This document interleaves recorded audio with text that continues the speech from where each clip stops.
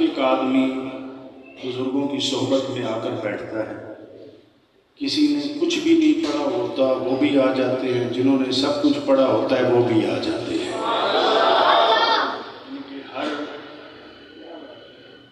ہر بندہ خدا بزرگوں کی محفل میں حاضر ہوتا تھا. بزرگ ایسی تعلیم عطا فرماتے تھے کہ جنہوں نے کچھ بھی نہیں پڑھا ہوتا تھا ان کے لیے بھی سب کچھ تھا، اور جو پڑھے لکھے ہوتے تھے ان کے لیے بھی سب کچھ ہوتا تھا. یہ بزرگوں کی صحبت کا اثر تھا.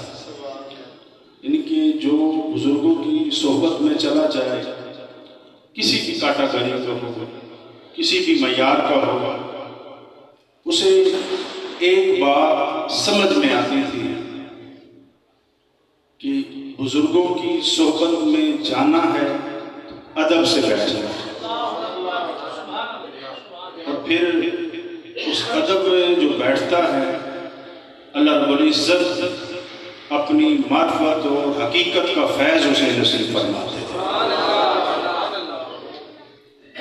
بس یہاں سے یہی تعلیم ملتی تھی کہ جہاں پہ بھی جاؤ، جدھر بھی جاؤ، با ادب رہو اور با ادب ہو کر بیٹھو.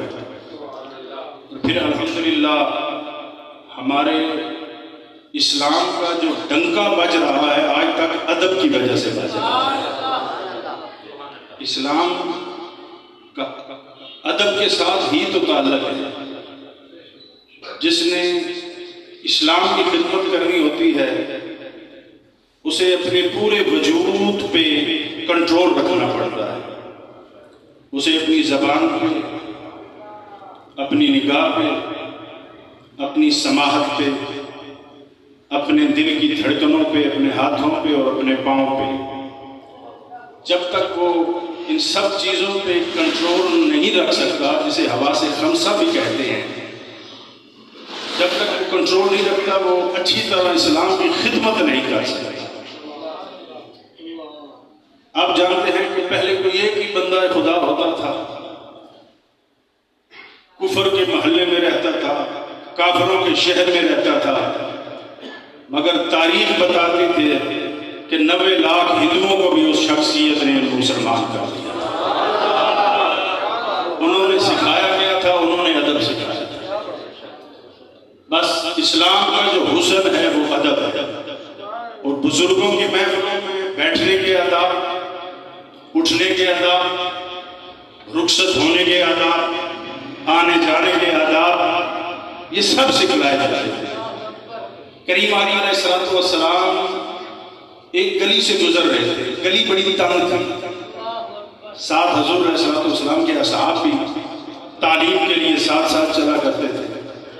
اور اس تنگ گلی میں ایک بڑی عمر کا شخص آہستہ آہستہ جا رہا تھا.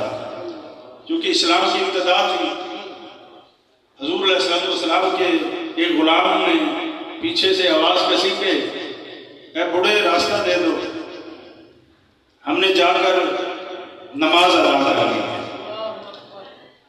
اس بڑی عمر والے نے پیچھے مڑ کر دیکھا تو محبوب علیہ السلام کی نگاہوں میں نگاہیں ڈالی تو سرکار نے فرمایا بالکل آہستہ چلے، آپ اس چیز کی پریشانی نہ لیں، آپ اپنی مرضی سے چلیں، جس طرح آپ کی طبیعت بنتی ہے نا آپ اس طرح چلیں. اس شخص کو جب حضور علیہ السلام نے ارشاد فرما دیا تو صحابہ بھی اس بات سے باخبر ہو گئے کہ سرکار کے جو کلمات ہیں یہ خالی کبھی نہیں جاتے. بس وہ شخص آہستہ آہستہ چلنے لگ گیا. آخر گھڑی کا موڑ ہوا، وہ دوسری طرف، کریم آقا علیہ السلام دوسری طرف چلے. حرم میں جا کر قیام، رکوع، سجود کرایا. جب نماز سے فارغ ہوئے تو حضور علیہ السلام باہر تشریف لائے تو وہ شخص حرم کے باہر بیٹھا ہوا تھا اور انتظار کر رہا تھا. محبوب کریم علیہ السلام کی نظروں میں پھر نظریں ڈالی. کریم آقا علیہ السلام نے فرمایا بابا کوئی مسئلہ تو نہیں ہے، کوئی مشکل تو نہیں؟ کہنے لگا کہ نہیں، آپ اس طرح کریں نا، اپنے ہاتھ کو بڑھائیں، میرا آج دل کر رہا ہے کہ میں آپ کے ہاتھ پہ اسلام کو قبول کروں. میں آپ کے ہاتھ پہ اسلام کو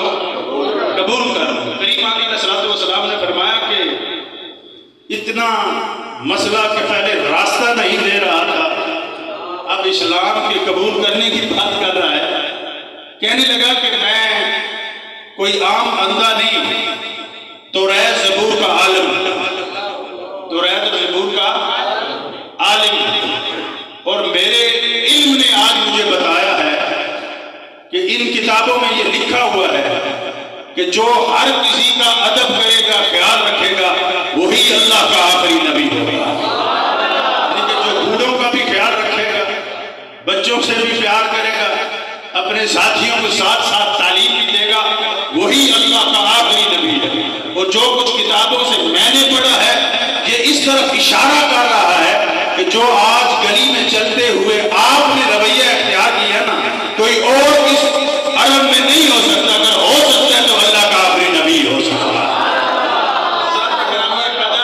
محبوب علیہ السلام کا تھوڑی دیر کے لیے صبر کرنا اللہ نے اس میں بھی کرم دیا اور اصحاب رسول کو بھی تعلیم عطا فرمائی. یہ عرض کر رہا تھا کہ بزرگوں کی صحبت سے نا ادب حاصل ہوتا ہے. ایک ہے علم، ایک ہے علم. اگر علم خالی ہو تو وہ نفع نہیں دیتا.